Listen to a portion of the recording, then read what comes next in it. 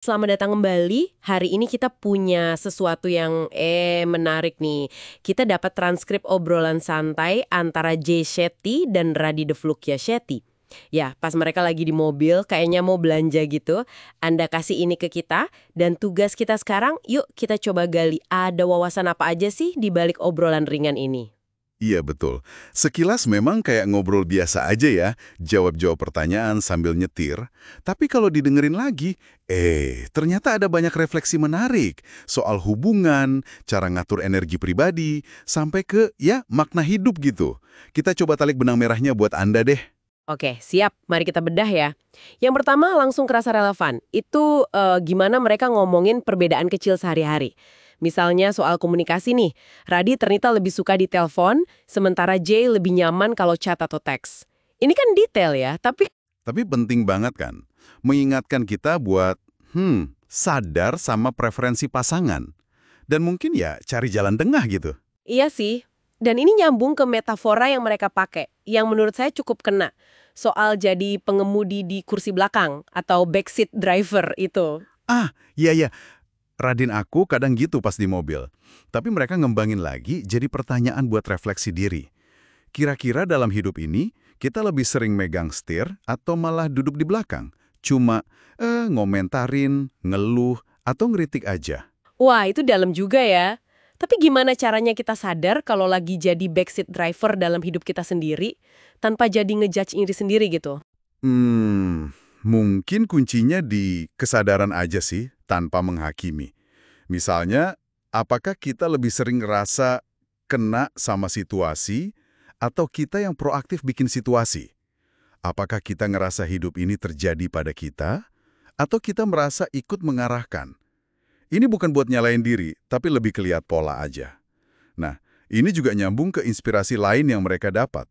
Oh iya, dari acara yang mereka hadiri itu ya, soal jadi lebih menghargai orang-orang terdekat, terus pentingnya nanya-nanya soal sejarah keluarga. Radhi sampai niat mau nanya lebih banyak ke orang tua sama neneknya. Kayak nyambungin hubungan sekarang sama masa lalu gitu ya. Betul. Nah, dari dinamika luar ini, obrolan mereka masuk lagi ke dalam diri nih, ke pengelolaan energi. Ini menarik banget, apalagi dari Jay Shetty.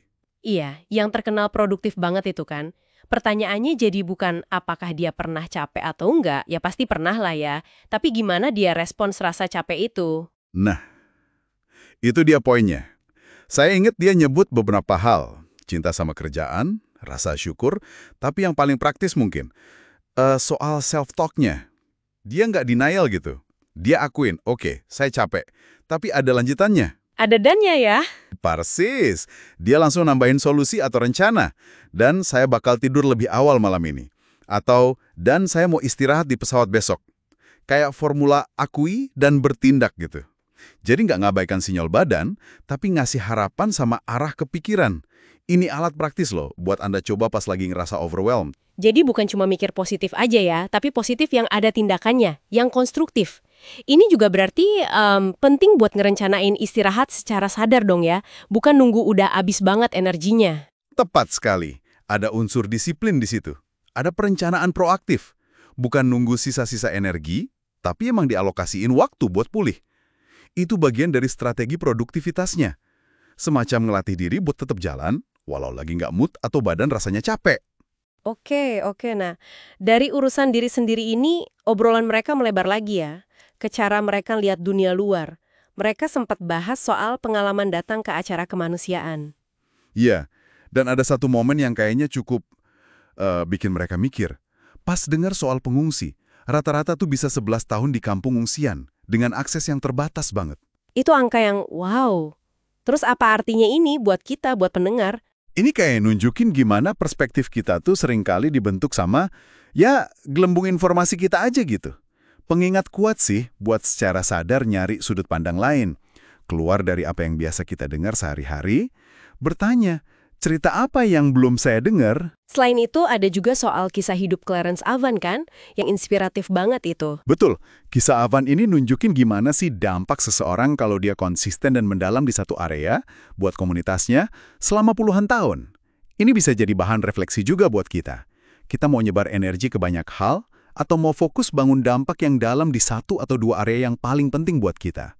mikirin soal kedalaman versus kelebaran jejak kita gitu. Oke, jadi kalau kita rangkum nih buat Anda, obrolan santai J dan Radi di mobil ini ternyata isinya berlapis ya.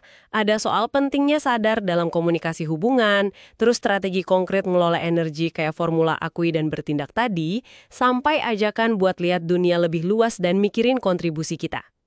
Intinya sih, momen-momen biasa dalam hidup kita itu bisa jadi sumber insight yang kaya banget kalau kita ngelihatnya dengan rasa ingin tahu. Kesadaran diri, proaktif jaga badan, dan pikiran, plus terbuka sama dunia sekitar kita. Semua itu bisa dipicu dari obrolan yang kelihatannya sepele. Nah, sebagai penutup, kami mau ninggalin satu pertanyaan nih buat Anda renungkan. Coba deh ingat-ingat, momen tak terduga apa dalam rutinitas Anda belakangan ini yang mungkin sebenarnya memicu pemikiran baru, tapi awalnya nggak terlalu Anda perhatikan.